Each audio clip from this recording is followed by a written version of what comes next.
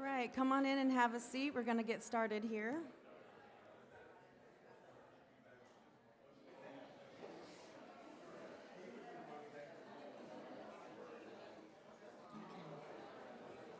Good afternoon, everybody. Thank you for coming to our leadership panel discussion for fall of 2025.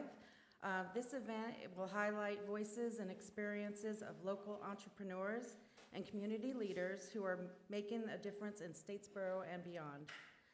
The panelists today will share their journeys as leaders in both business and the community, discussing how they got started, what motivates them as a leader, and the keys to their success and more. This will be predominantly a question and answer forum. I am pleased to introduce you from your right to left, Maria Proctor. Maria is a retail entrepreneur and community leader. She owns Couture Formal Wear, featuring Prom Bay and the Quince of Your Dreams, as well as Mirror on Main and the Collective in Vine, which is a collaborative marketplace supporting over 15 small businesses in Statesboro. She frequently partners with schools and community groups to empower and mentor young entrepreneurs, developing teen business starter kits, promoting educational opportunities, and encouraging students to pursue their goals. With over a decade in retail, Maria blends style and business acumen to empower women and inspire future leaders through creativity and resilience. Her mission bridges fashion and entrepreneurship, driving local economic growth while uplifting the next generation to pursue success with confidence and purpose. Thank you, Maria. Our next panelist is Sean Fox, who is Principal and Creative Director for Made by Pioneer here in Statesboro, Georgia. Sean is a strategic brand leader heading a brand and performance marketing agency helping Fortune 500 companies and startups build a meaningful market presence. He is a cultural futurist, specializing in decoding cultural trends to shape forward-thinking brand strategies and authentic messaging. Sean has a purpose-driven approach, focusing on bridging belief and behavior to create brands that resonate deeply with the audience. He is a champion of authenticity, advocating for truth and trust in branding and crafting messages that cut through noise and connect on a human level. Thank you, Sean. Our third panelist is Rachel Barnwell, Vice President for the Development Authority of Bullock County. Rachel champions economic growth with a focus on workforce development and business retention and expansion through strategic partnerships between local industries and schools. She actively contributes to workforce initiatives through her involvement in Bullock County Career Workforce Committee, Regional Education Collaborative, and the RISE Education Working Group. With over 12 years of experience, Rachel is a graduate of multiple leadership programs, including Leadership Southeast Georgia, and was honored in Georgia Southern University's alumni's 40 Under 40 class of 2024. Beyond her professional role, Rachel serves her community through the Statesboro Service League and as a board member for the United Way of Southeast Georgia. Thank you for coming, Rachel. All right. And panel, if each of you could please give the audience a brief account of your personal journey. Sean, we'll begin with you. Oh, okay. Sorry. I was looking to Murray. So I'll give you the short version. I've been semi/professionally designing for a little over 15 years.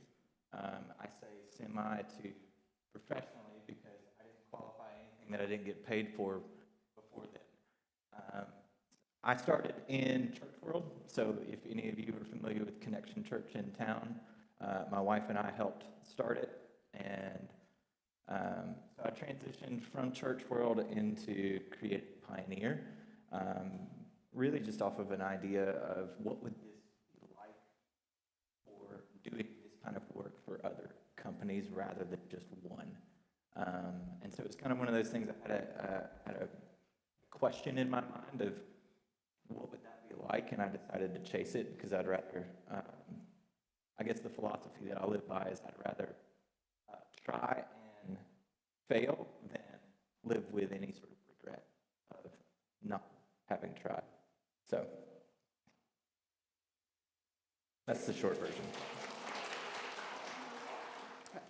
My professional journey here in Statesboro started really as out of a need for myself.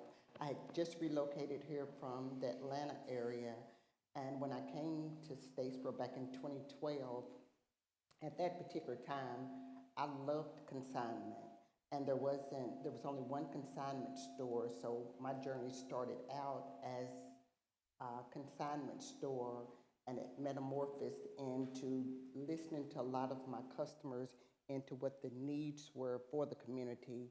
So I actually no longer do consignment, but that's how a lot of people know me when I very first started my journey here in Statesboro. So I often say that I fell into economic development. You're starting to see more and more people that are actually going to school for it now, but I'm one of those that fell into it. So I actually started my career out in the sport entertainment marketing world. And I worked in that space for several years, which actually brought me back to Statesboro, and I was working at Georgia Southern in athletics. And just looking for a little bit of a change, and someone told me about the job that was open at the Development Authority, and I thought, ooh, pretty sure economics was not my best class in college, but I'm not going to say no. Let me see the job description. And it was actually everything that I had kind of been doing in some sort of way. It overlapped, and I just really had to learn the economic development side. So as she said, I've been doing this for over 12 years now, and honestly can't imagine doing anything else. I'm very thankful for the time that I spent in the sports world, but this is where I think I have found my passion and my purpose in making a difference in the community in Statesboro and Bullitt County.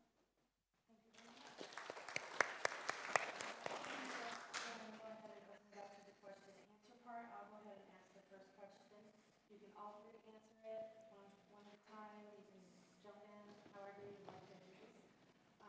What is your definition of a good leader?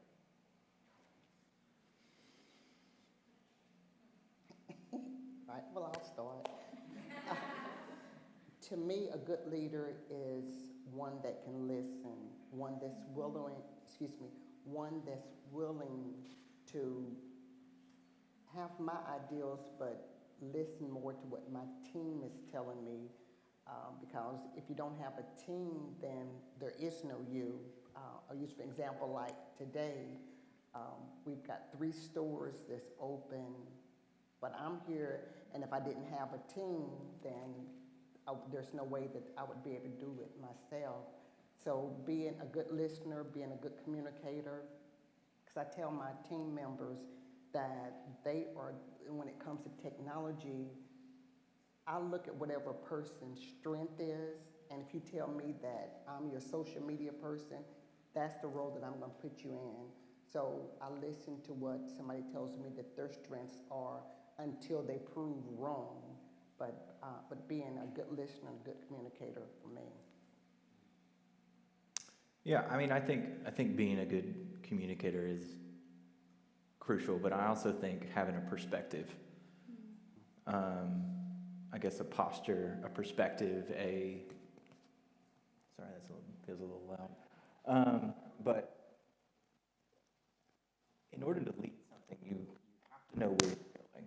So one of the things that when we were leading the worship team at the church, and even now leading a creative team, is like, in order to lead, you have to know where you're going and have some degree of idea of how you're going to get there. You don't have to have it all mapped out, but you have to have like some idea, right? And I think a good leader is going to be one who can see where they want to go, somewhat know how to get there, and then have the capacity via communication to help bring people along. I agree with both of those things. And I think something else that kind of stands out to me is, there's a not so glamorous side sometimes of the work that we do, especially when we have prospects come in and we're trying to make them feel special and highlight them, and we're schlepping coolers and putting up tents and things like that weren't necessarily in the job description. But I'm not, as a leader, I'm not ever going to ask somebody to do something that I'm not willing to do myself. Mm-hmm. Thank you very much. We'll go ahead and open up the questions to the audience.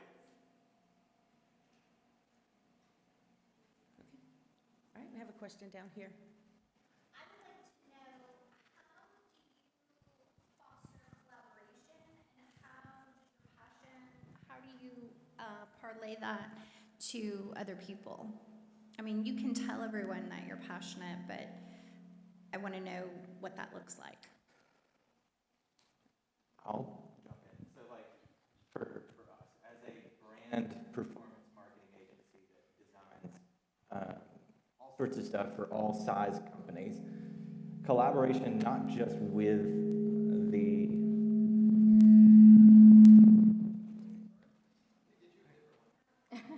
Sorry. okay. So I think I can speak really loud.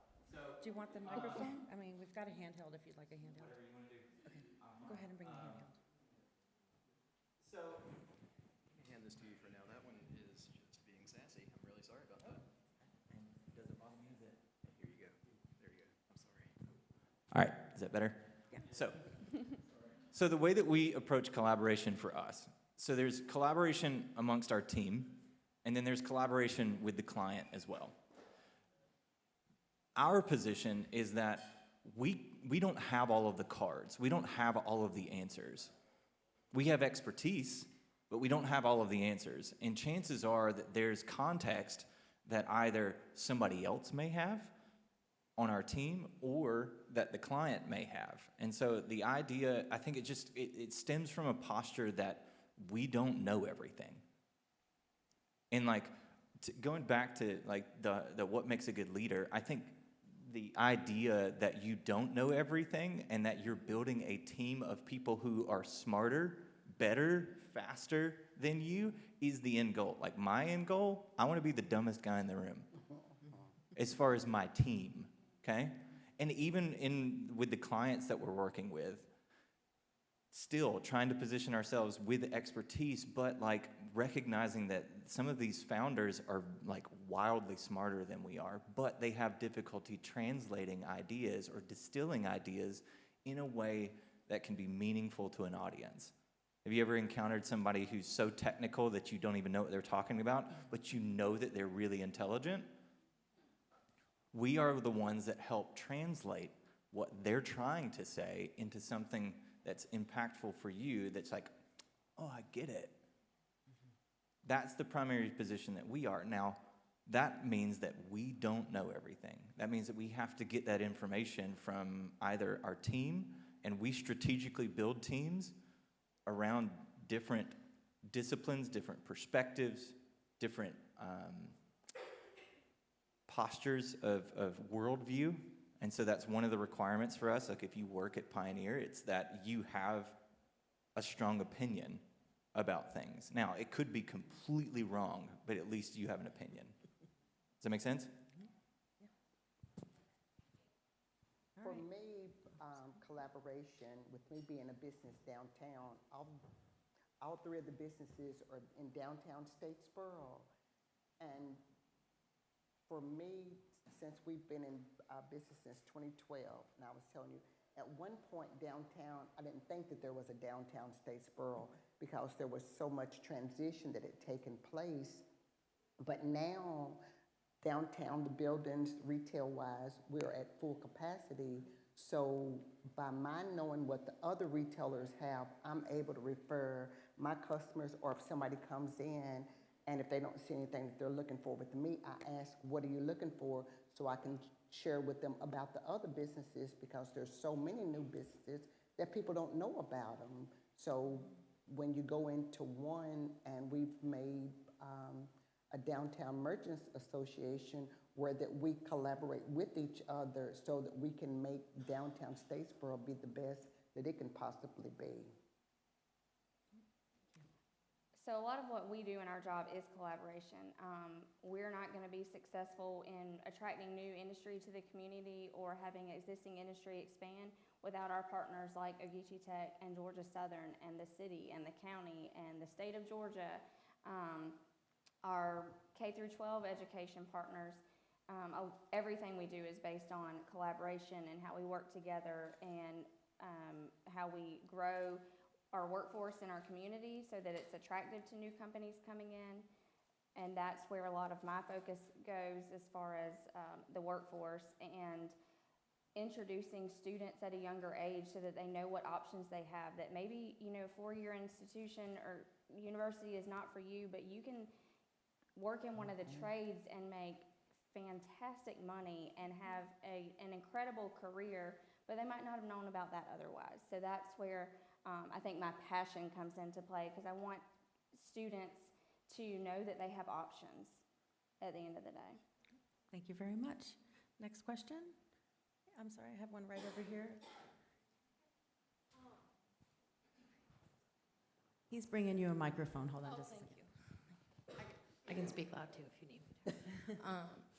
I guess I was wondering, in general, or like a specific example, or whichever you think is the most important, what do you think is key to like fostering a collaborative environment with your team where everyone feels like heard, on the same page, equal, I guess, making sure that no one falls below the other? Y'all have better insight on that. Y'all have bigger teams than I do. You want to go first? You want me? Okay, well, one thing that we do is that we have a monthly meeting, staff meeting, and as an owner, I'm not a part of it.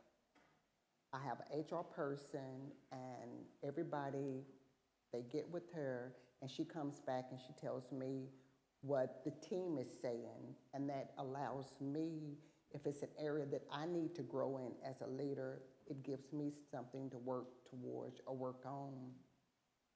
I always listen to my team, because it's nothing worse than being a leader and you go and you think that you have coverage or whatever, and you don't, because you haven't been listening to your team. So we try to make sure that whatever it is that they're going through at our busiest time of the year, because sometimes we may not get a lunch break, so I always try to take lunch. I always try to do nice things, for my team, just to show them I might not be able to pay you the dollar that you're worth, but I can do other incentives to be able, to show appreciation to you. So I can speak from the clients that we work with, but then also from personal experience in creating the team. And so the biggest thing for us in fostering a collaborative environment is setting the expectation early and then managing that expectation throughout. So whenever we hire, we talk about the three things that we live, eat, sleep, die by, okay? Those three things are: treat everything like it's yours, make stuff you're proud of, and then give a dang, about the people that we work with and the people we work for, okay? And so those are the three measurements that we use, not just in the work that we create, but in the community and the culture that we create within the company. And so when we hire, one of the things that I tell every person that we hire is, I expect you to speak up if you see something that doesn't fit or feels off. Like, you have just as much responsibility in the thing that we create, regardless of your role, because we can't see everything. Going back to the collaborative environment, like, I can't see everything. The designers can't see or think everything. A lot of what we do is, the logos that we create often can become just ink blot tests for people, out in the general population. So we need all vantage points to be able to see, is something that we're creating off base? But I think the short version is you have to have leadership that's setting the expectation early and often, and then managing it throughout. Does that make sense? I need to add something that Sean was saying. One thing that I tell my team, and I stress it over and over, that they are a representation of me. And if you are part of the brand, if you are the face of one of our brands, then I want you to treat that business as though it's yours.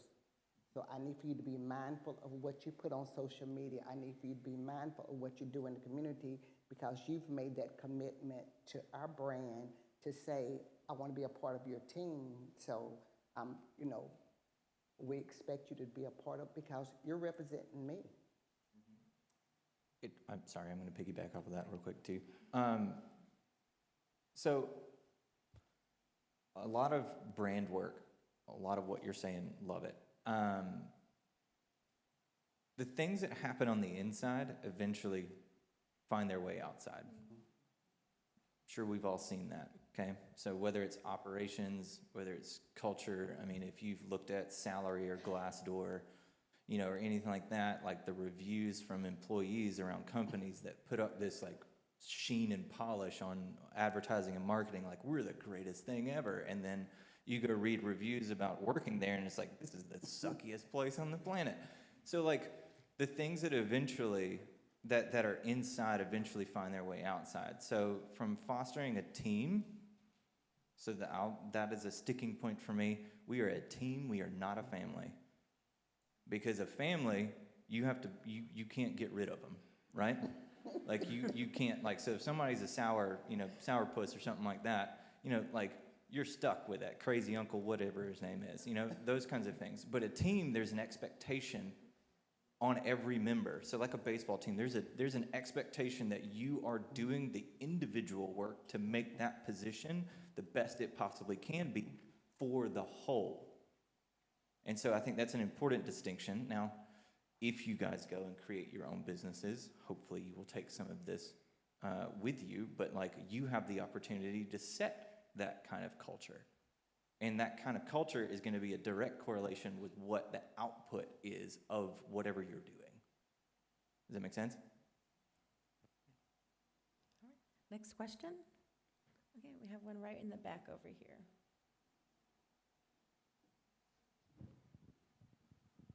So I was wondering, with y'all line of work, do y'all have any partners or anybody that y'all collab with further up north, like Philly, New York, Jersey, places like that?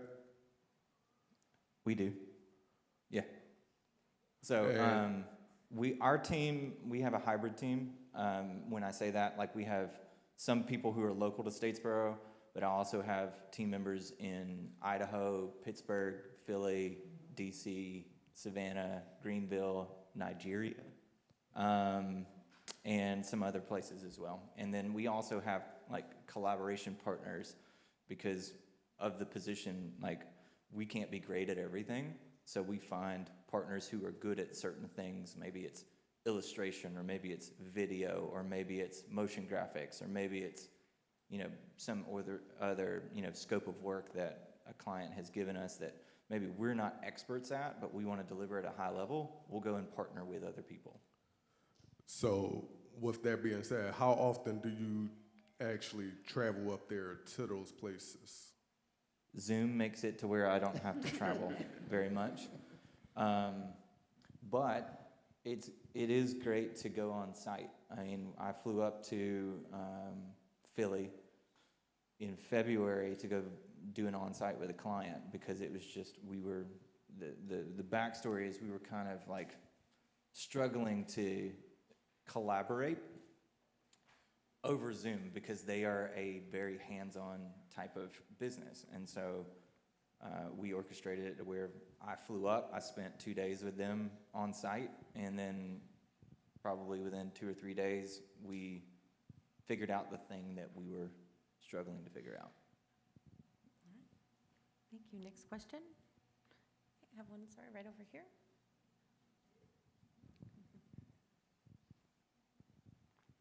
Are you from Philly? Like it. You So don't- what is the best piece of advice you have received or given? I got one. What anybody thinks about you is none of your business. That's true. Yeah. Caveat. That's with the understanding that you're being a decent human. Okay? Yeah. So like that's not free reign to just be a turd or anything, but like you can't control. This is one of the little mini TED Talks we do in a strategy session, is the one thing about communication that you cannot control is the way something's received. You can control your word, you can control the cadence that you speak, the way, the rise and fall, like the medium, whether it's text or email or in person, like you can control all of those aspects of communication except for how it's received, because everybody should be able to raise their hand when you've said something to someone and it got misinterpreted. That was not what you intended, but it's what they received, yeah? So I think that's an important consideration, especially if you go into owning a business, because things will be misunderstood all the time, and you have to figure out how to develop a thick enough skin to let stuff roll off, but to also be able to take criticism constructively. That's what I was gonna add is, not so much that it's not your business, it's not, but also you can't care. At some point, you've gotta have a thick enough skin to not care what other people think. At the end of the day, if you know that you're doing the best job and what's best for your company or your community, you have to be able to sit in that and be okay. And for me, it's learning to set boundaries, because a lot of times we allow what we think that people think that we are, or they think that they know who you are, and they don't. Like Sean was saying, that if you are your authentic self and people misinterpret it, that's on them. But just setting those boundaries, for me, I've had to learn even to set boundaries when it's time to shut down from being an entrepreneur, to shut down, put the phone down, spend time with family. When you sit and prioritize, at the end of the day, is it worth it? What you are doing or what you're saying, has it helped uplift somebody, or is it tearing somebody down? So that's something you have to ask yourself at the end of the day. Thank you very much. Next question, okay, right here in the back. From previous leaders or mentors that y'all have had, what qualities have you tried to adapt or take away from them?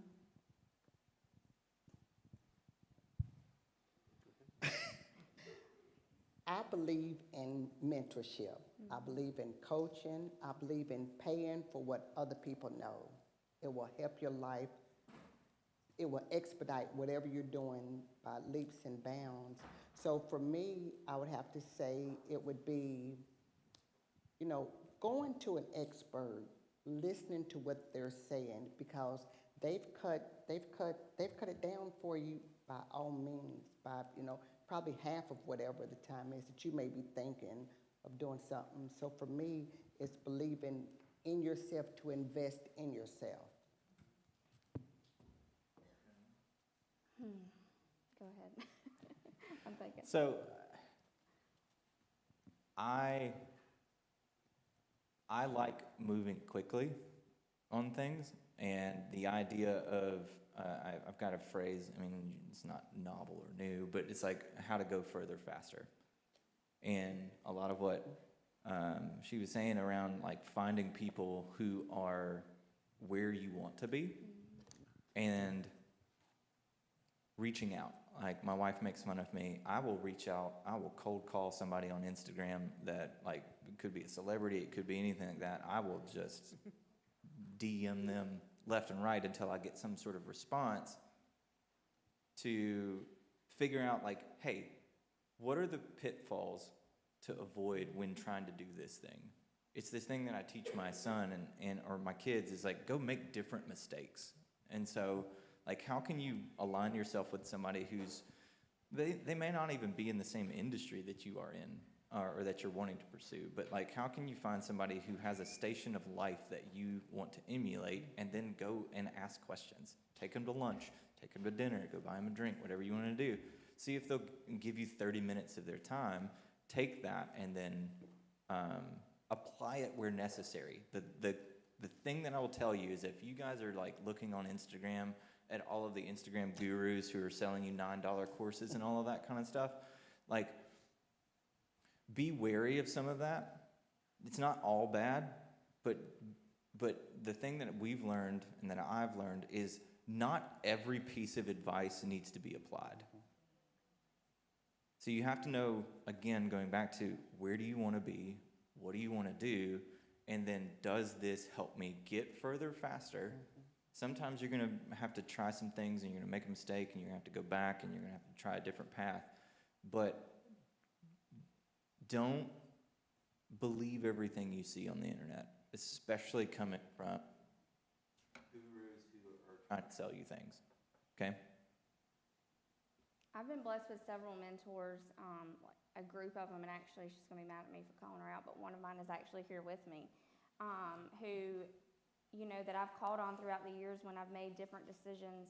A few years ago, I got the opportunity to go to another community as their executive director, and being able to call some of those people and have those conversations to help kind of ground me and figure out what was the best decision.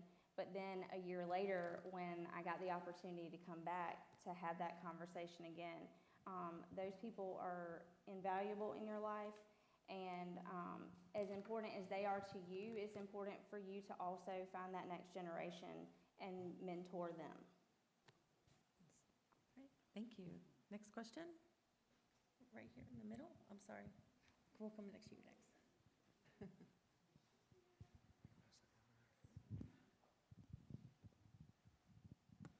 Hello, my name is Alexis, and my question is, how do you navigate working with others when everyone has a different work ethic and style?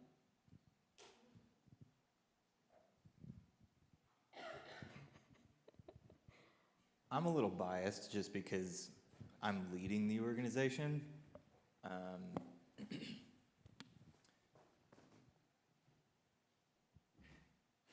The thing I mentioned earlier is trying to set the expectation. And the realities is not everybody's going to work at the same pace, at the same passion that you are.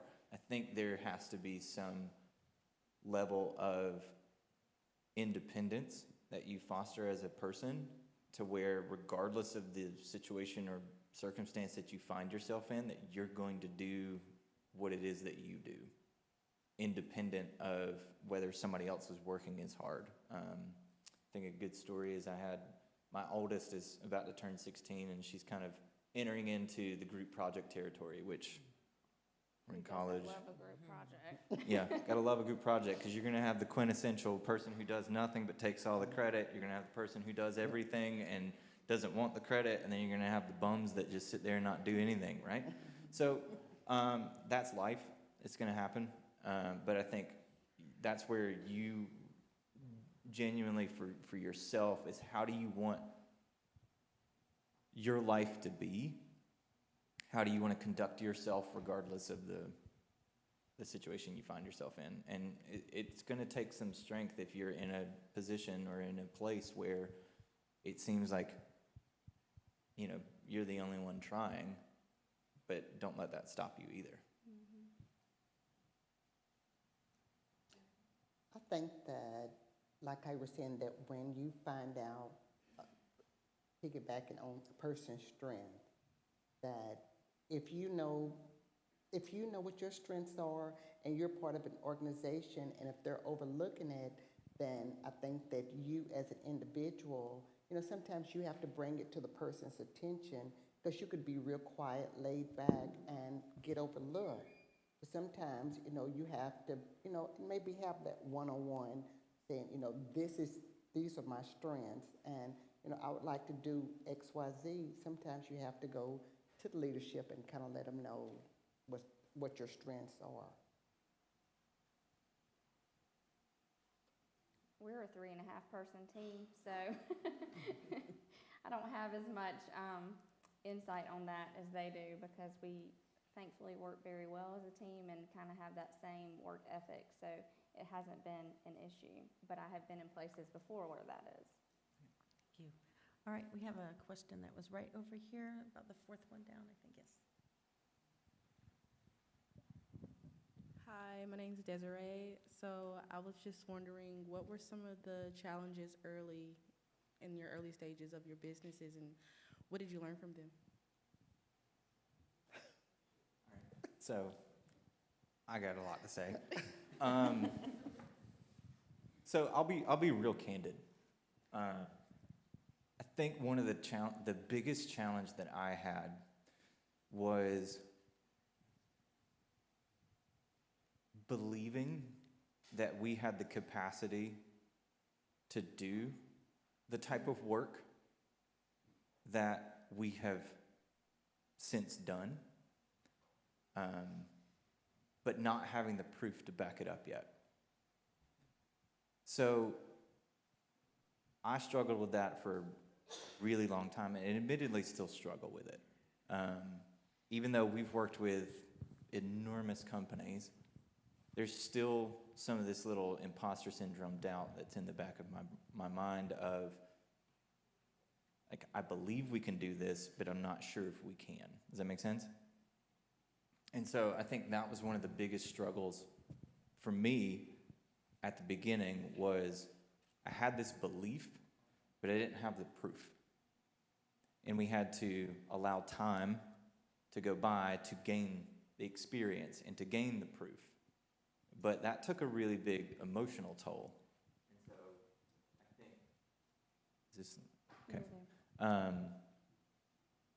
That, far and above any HR situation or, cash flow situation or anything like that, genuinely believing the things that we were saying, I think was a struggle. And it's kind of one of those, you see all of these positive self-talk things, like just say it and then you'll eventually believe it. And sometimes that's true, and it was true for me, where like I knew that we had that capacity and I knew that I could do it, but there was that doubt in the back of my mind of, could we? And then through partnerships, we were talking about, different things in Philly. I partnered with an agency out in LA that I found through Instagram. So like I started talking with a guy in LA and Instagram, and then lo and behold, I'm running their whole digital side of their agency for 3 years while I was building Pioneer. And so that catapulted us into a lot of things. So like, I guess like to summarize all of that, like, you have to figure out what you believe and what you believe about yourself and what you believe you're capable of, and then go and figure out how to do it. Well, one for me was when I very first started in business, and when I started the formal dress shop, there were 2 other formal shops that had been in town, for like 20 and 30 years. So here you are, I'm the underdog, I'm the new kid on the block, and I didn't know, I wasn't sure of myself because I had never done retail, so it was all brand new to me. So being able to stand firm and not compare myself to other businesses, for me to find my customer, for me to find what the needs were, listening to the customers. Because for the longest, I guess probably about 5 or 6 years, I was always comparing myself to other businesses, until I finally had to look in the mirror and say, you are an individual, you are unique, and you have to do what works best for you and not worry about what other people are doing. So just listening and just seeing that need. But again, at the very beginning, the struggle for me was comparing myself to what other businesses were doing. I think in the work that we do, it's a lot of growth, and growth and change is hard for a lot of people. And so there's a lot of negativity that comes from that. And so I think one of the things that is really important, especially in the work that we do, is to know that at the end of the day, we really are trying to do what is best for the community, to grow the community, to provide higher paying jobs so that continues to grow. and holds everybody else accountable so that they also start increasing their wages, because at the end of the day, that's what it's about. Thank you. I was going to Oh, you got it? say one Sorry. other thing. I was hoping that this was going to kind of come up, but I found a quote that I saved that tied in a lot with like what I think you and I were talking about as far as like belief in yourself and things. And so the quote says, if any of you go into owning your own business or anything like that, it says this. It says, your business will teach you things about yourself that therapy never could. How you handle pressure when everything's on the line, how you react when people doubt your vision, how you treat people when you have power. Entrepreneurship isn't just building a company, it's conducting a real-time personality test that lasts for years. Thank you very much. Next question? Anybody? Oh, yep, right over here. We've got a microphone coming to you.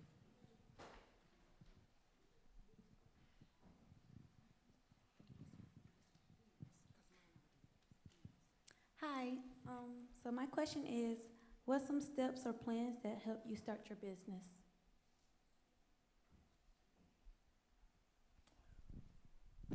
Thank you. Thank you, Sean. I mean, I could go. For me, don't laugh when I tell you all this. I was at the post office. I had just moved to Statesboro, and I was standing in the post office just crying. I mean, bawling my eyes out, asking God, why in the world did you put me here in Statesboro? Why was I here in Statesboro? And I did that for 2 weeks. I cried. I became one with Claxton fruitcakes because that became my comfort. I ate fruitcakes like they were candy bars. And I got still. I got still, and I just said, okay, I'm here in Statesboro for a reason. Now, what am I supposed to do? I just got still. And I just I had a notepad, and I still have it to this day, and I just started writing stuff down. Just started writing anything that came to my head. It didn't make sense to me then, but it makes sense to me now because a lot of it has happened. So I just started writing stuff down, and when I made the decision to open up the consignment store, that was when the recession was going on, and my husband said, what in the world are you doing? And I said, I'm going to open up a business. He said, why are you opening up a business when businesses are closing? And we laughed about it today. He said, well, you won't use any of our money. But you know, I had been working in corporate America, so I had a 401k, and your 401k is for your retirement or whatever. So I said, okay, I'm gonna believe in myself. So I took 401k money, and like I said, that was 2012, and here we are, 2025, strong. So, you know, I just believed in myself and just said, I got still. I got still because the chatter that goes on in society, in our head, on these phones and everything, you can have ideals, but you won't know it's an ideal because you're concerned what other people are saying, what other people are thinking, instead of going deep inside yourself, knowing. Now, I'm not going to say entrepreneurship is for everybody because it is not. It is not. Some people are meant to have 9-to-5 jobs because when you're not able to make payroll or when the lights are off or the phone has been cut off, if you don't have that strength to be able to do it, you're going to fold. And I say that because all that has happened to me. So, you know, it's not for everybody, but for those that it is for, it's the best journey that you can be on in life because you're able to you're able to help.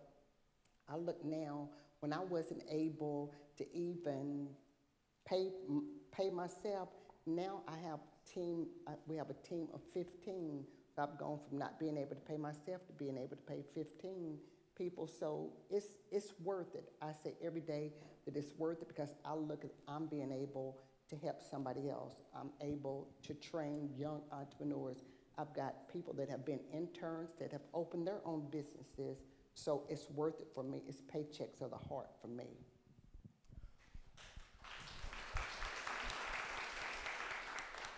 So I've got a couple tactical things. I want to define the difference between a hobby and a business. So a hobby is something that you enjoy doing, it's passionate of yours, but not many people are going to pay you for it. Okay? So if it's something that you can't be paid for, it's not a business, it's just a hobby, and that's okay.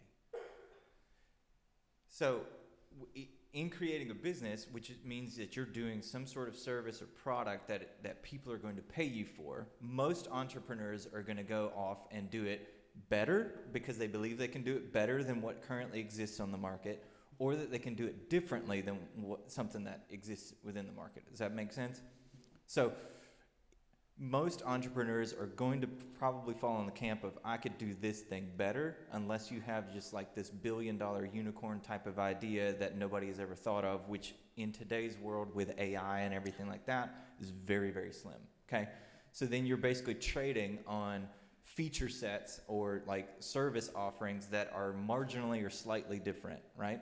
So like kind of like the differences between an iPhone 16 and an iPhone 17, or the differences between, if anybody watched the Apple event the other day, the differences between AirPods 2 and AirPods 3, which is like 4 times better, you know, noise cancellation. It's like, great, cool.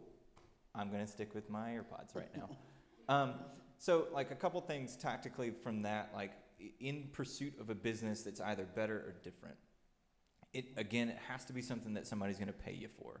Okay, and you need to be able to articulate the differences in a way that's meaningfully different than everybody else, because that's the only way that you're going to cut through.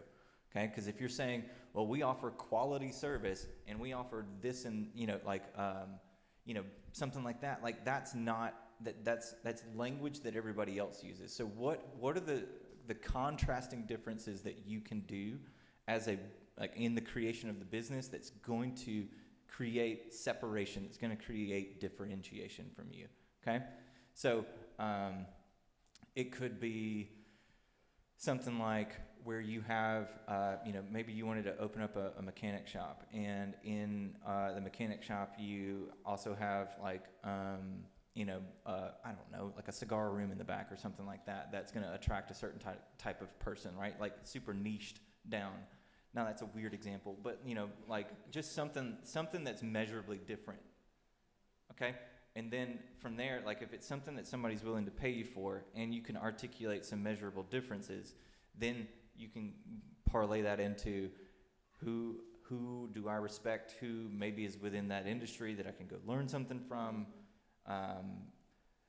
Maybe it's not within the industry, but I can learn the idea of business. So like you're gonna need to figure out a lot of tactical things around like, what does cash flow mean?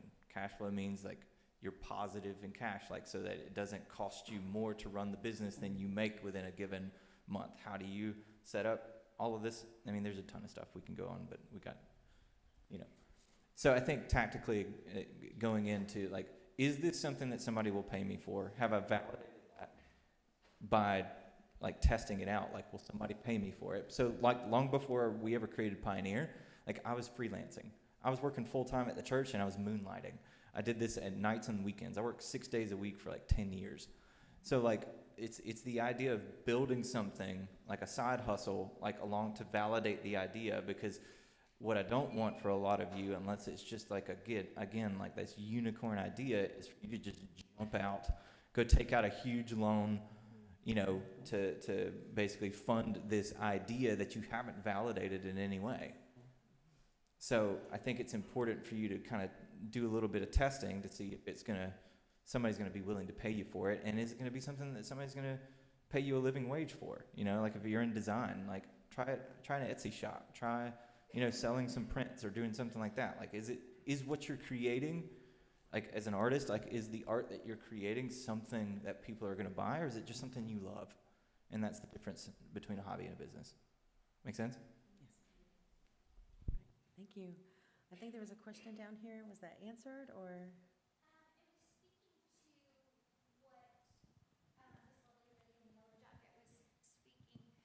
At what point did you know that you could persevere, that you had the stamina to be like, this is gonna work. I don't care what my husband says. I don't care what the neighbors say. I mean, obviously as an entrepreneur, you have to have that sort of grit to know that you can persevere. But at what point did you say, I don't care that the lights are turned off. I know this is gonna work. I know I'm gonna make money. How do you know when to throw in the towel and when to carry on? Well, part of what happened, I don't know if when we were saying when I was telling you at the beginning, when I very first started out, I started out as consignment.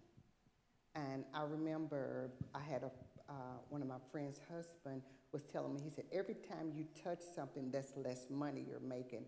So I thought, So that kind of took me out of doing consignment.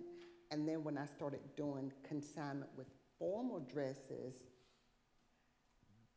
I realized that there was a market for new ones at a reasonable price. So I kind of started pivoting. I would listen and looked at my numbers to see, okay, am I just existing or am I making money? So I kind of had to start, at the end of the years, numbers don't lie. So you have to sit down and say, what numbers were really telling me the truth? Was this a hobby or was this a business?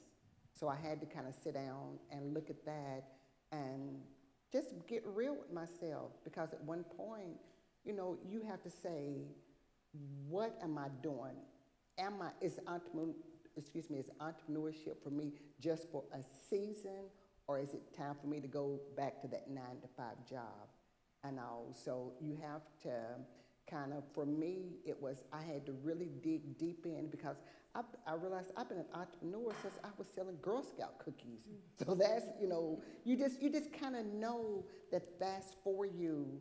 And I just knew when I just sat back and just doing that reflection time, just realized that if I wasn't an entrepreneur, that I was working for somebody that was an entrepreneur, and I didn't understand what I was learning at that time. I was learning now that to be able to be my own, to do my own, and open my own, to be able, to show others, to be that leader for them. Thank you. We have time for one more question. Right here? Yes. Right. She was just scratching her head. Okay, I'm sorry. All right, all the way in the back. Did you go to college? This is a Tennessee volunteer sitting up here. So anybody, all right. No Gators, no Bulldogs, but University of Tennessee, Knoxville for me. And I'm a business major, but I was business management. But when I came out of college, I went into medical and then came back. So when I came out, I didn't even use what I went to school for. But I am now. Same. Yeah, I went to Georgia Southern and did, what do I have? A Bachelor of Science in Sport Management. And I'm not using it, but. So, I went to OTC. I have a associate's degree in commercial construction management, which I'm clearly not using. And then I went to Southern for a marketing degree, which, I do use. Okay. Thank you very much to our panelists. I really appreciate your time today, and I'm glad you were here. Thank you. Thanks for having us. We're all done.